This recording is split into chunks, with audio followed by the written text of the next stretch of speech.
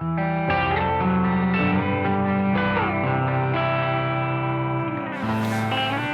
I'm Julien, and I'm very happy to introduce you to the Testimony Project. It's our first edition, and for today's edition, I present to you Ben, who bravely decided to be the first one in this Testimony Project. So, welcome, Ben. Thank you. Good to be here. Thank you, Julien. Thank you for you to be with us, and so we'll get right to it. Where are you from? I am from Texas. I was born and raised in Dallas. Grew up there. Studied in North Carolina at Wake Forest University, and pretty soon after that, moved to the UK for a couple years, and then moved over here to China. So now I'm living in China. All right, yeah. So how long have you been in China? I moved here in 2004, and so it's been over 10 years that I've been based here in Xiamen, a beautiful city. Okay, so only Xiamen. Yeah. All right. So why did you first get here in Xiamen? Originally, some Texas business guys asked me to come over here and start a factory.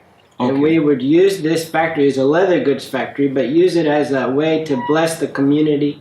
We hired deaf and Down syndrome beggars off the street, and normal people, and it was just a neat opportunity to provide jobs for them and tell them about the Lord every opportunity we got, and just have and be a profitable business. So it was good. Yeah, very nice.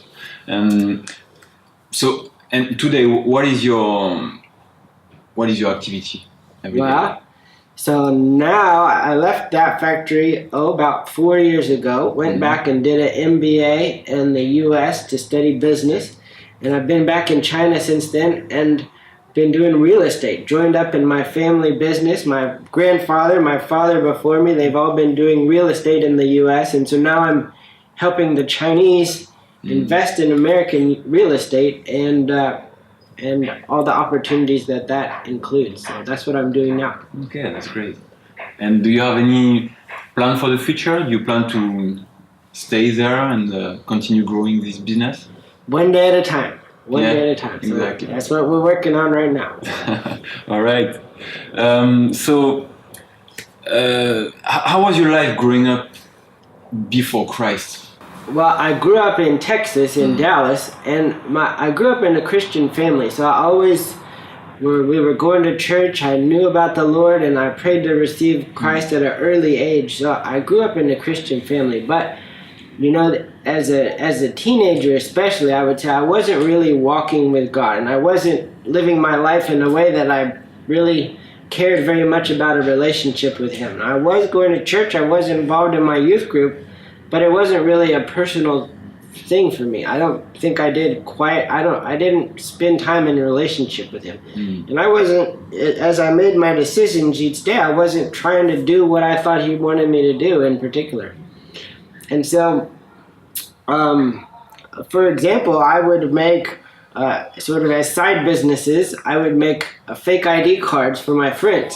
Nice. So they wanted to go out drinking on the weekends, and I would make a good Texas ID so it said that they were old enough to get into the bars. Oh, wow. Okay. Or I would also make, in order to go see the rock and roll concerts, I would make a fake backstage pass.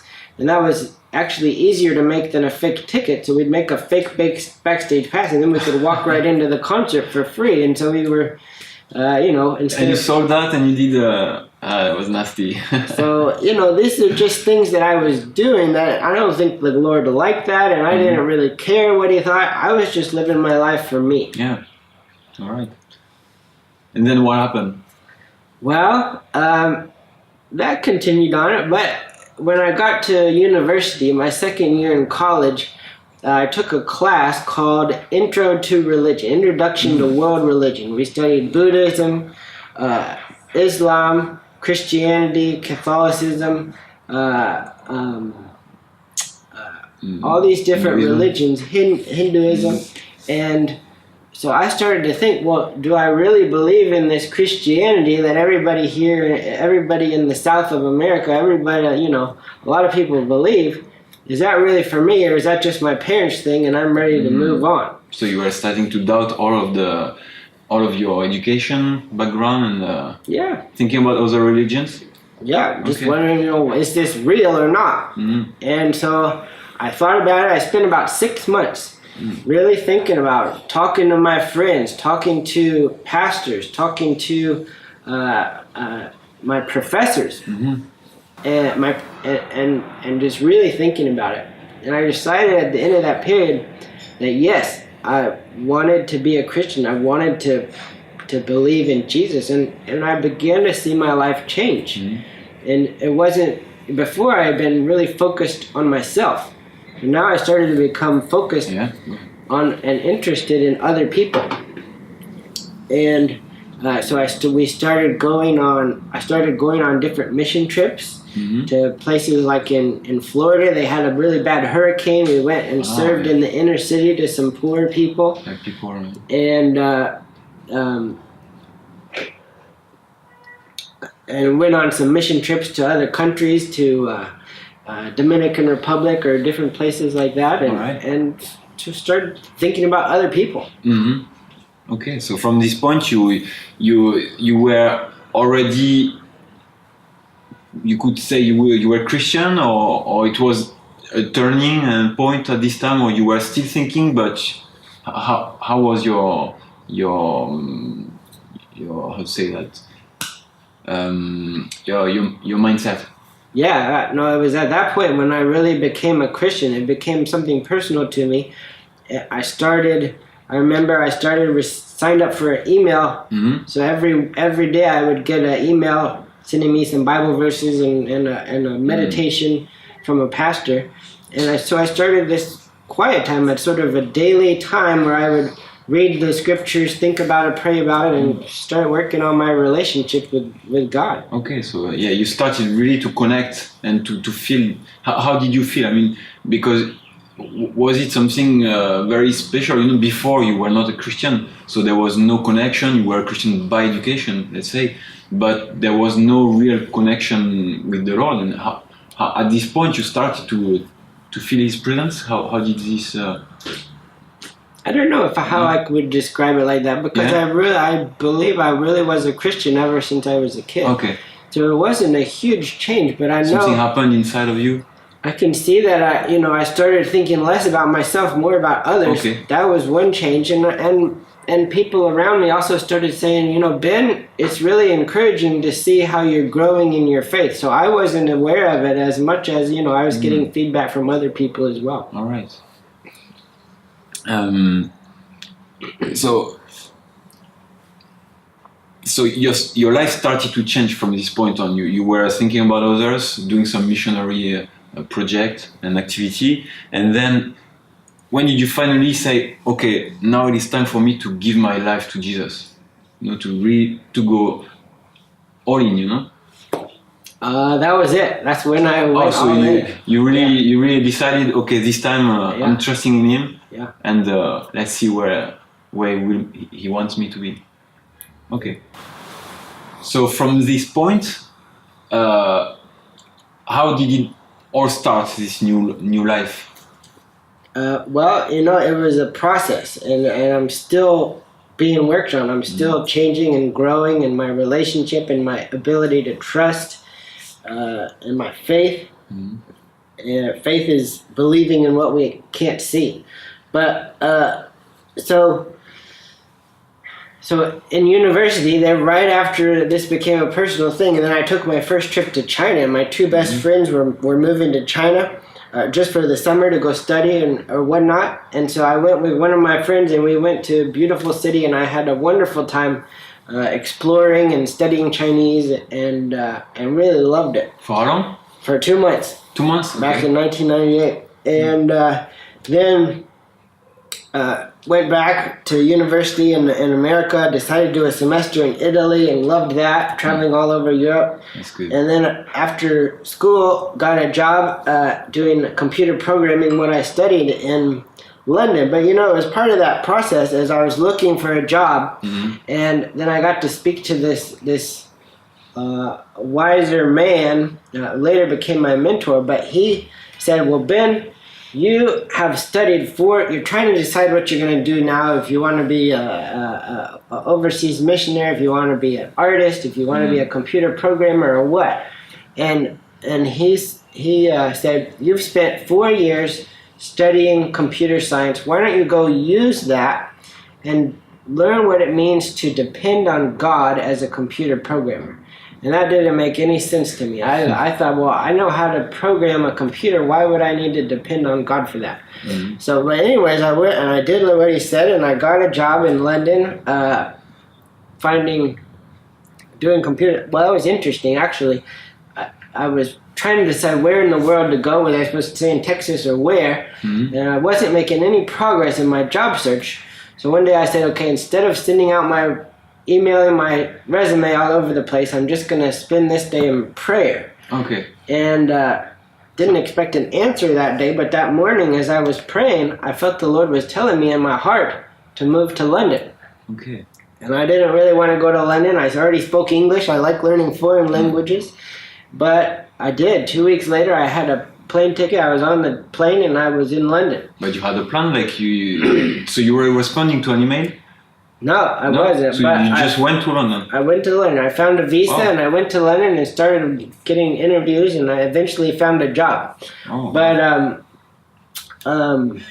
it was great how the Lord led me until this mm-hmm. process of learning to trust, of learning to obey, mm-hmm. and step by step. And as you see things, like, okay, I think he's telling me to go to London, and then I go, I obey, and then I ended up getting a job, a great job, and I ended up, through my church that I connected with, able to minister to Muslims and engage with Muslims on a weekly basis in London. And so a lot of neat things coming out of that. And so, learning to trust, learning the results, and learning that God will take care of us, and it was really good.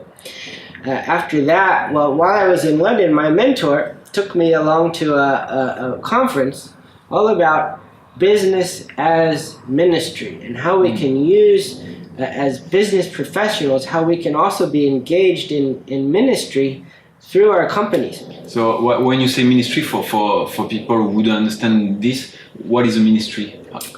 How would you explain that?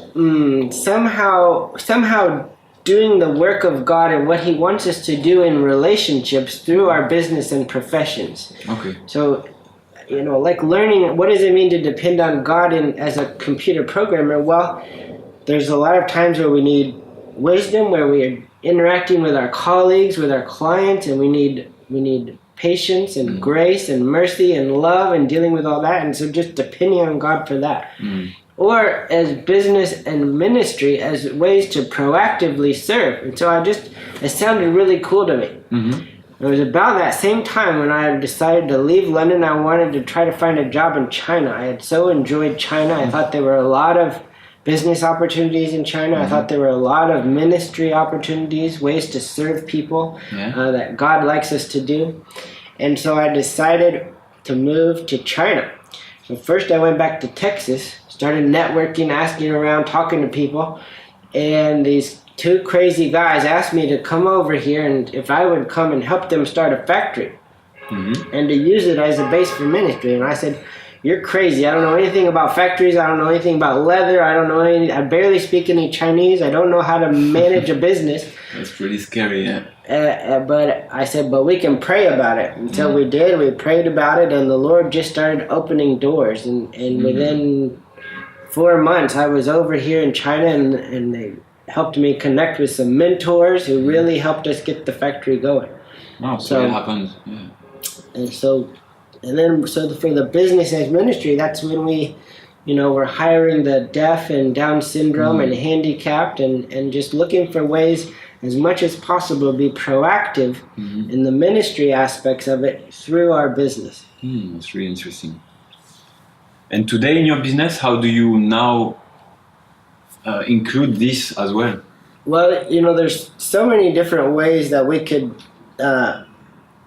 include God's work as part of our business. And right now in real estate, it's certainly different than it was in a factory. I don't have a bunch of factory workers working with me that I could be serving. But there's different things I'm working on. Right now I've got a project I'm working on that is to build a building and be able to take the profits from building that building and give it to fight human trafficking. One thing that, the flexibility of real estate and the time, I don't have to be at the factory in the office from 9 to 5 or whatever the standard time is. It's much more flexible, and that's allowed me the last year or so to get involved in a ministry that is helping with human trafficking, especially in the sexual industry in the red light districts. And so being able to combine that with some of the real estate work I'm doing is really exciting. Can we maybe say a word about this this ministry you are doing in parallel? Well, it's been neat. When I was traveling up in Shanghai about a year or so ago, I heard about this ministry that they were doing in Asia, and it is helping rescue girls out of the red light districts. And they've set up some workshops and some shelters where the girls can come out of the red light districts and learn to make jewelry. And they have a jewelry business. And then they're able to sell those worldwide. And by doing that, they provide new jobs. And they're also doing counseling and training, computer, English, various skills, and just really helping to rehabilitate the girls and give them new hope and a new future. So it's exciting. It's neat to be a part of that and grow the same types of things in our city. And we've had wonderful girls who have come together, ladies in our city to help build up this team and serve these needs. So now, at this point today, how would you describe your relationship with Jesus? What it brings you, how you feel about it, how the life you are having with Him. I mean, all of this, all that it means to be a Christian. Well, I think I'm still continuing in this process of learning what it is and learning about that relationship, learning about trust and faith. And I think I'm also learning about joy, and I'm learning about hope. The hope is our expectation for the future and the good things. And are we bound by the circumstances that we live in? Is my joy coming from my success or failure in real estate and business? Is my joy coming from my health and my family and my children still being healthy and safe? Or is my joy found, is my hope found in Christ alone? Is my hope in Him and His goodness? And Jesus in Luke chapter 10, He sends out the 72 disciples to go out into the world, and they come back and they report, Lord, it worked. We did all the things you told us. We were serving people. We were helping people. We were healing people. And we were casting out the demons. We were having such success in all of our work and all of our ministry. And Jesus, He didn't say, oh, that's great. Good job. You did it. That's not what He said. He said in Luke 10, I saw Satan cast down from heaven. And you are going to have success in these things, but what your joy needs to come from, what your hope needs to come from, is that your name is written in heaven. And that your hope is in heaven. And that's it. Your hope doesn't need to come from anything else in your circumstances in your lives, not in any type of success on this earth. And so for me, it's really been encouraging in that process of growing and learning. Circumstances can change. And I may be healthy today, but we may have disaster come tomorrow. We may have war tomorrow. We're thankful for the peace and the health we have today, but our joy comes from the Lord. And so for me, I'm really enjoying growing in that relationship, growing in that truth, and growing in that hope and joy. Thank you, Ben, for sharing your testimony today. I'm very happy that you've been the first one and to have accepted this sharing in front of the camera. And I'm going to give you the last minute to just share with the the people, the audience who has listened, whatever you feel to like to tell them. Okay. So goodbye, guys, and thank you for watching. Well, thank you for watching. This is a little bit of a story of what God's been doing in my life, how He called me, how He changed me, and in the process of Him helping me to grow. But I encourage you, if you don't yet have that relationship with God, if you haven't accepted Jesus's love for you and don't understand yet how much He loves you and how you can have a relationship with Him, then reach out to somebody you know and you trust that you think does have that, and ask them, how can you learn? How can you start taking steps?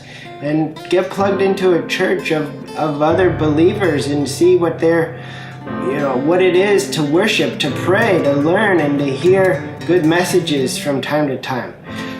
So thank you for watching, and keep tuned.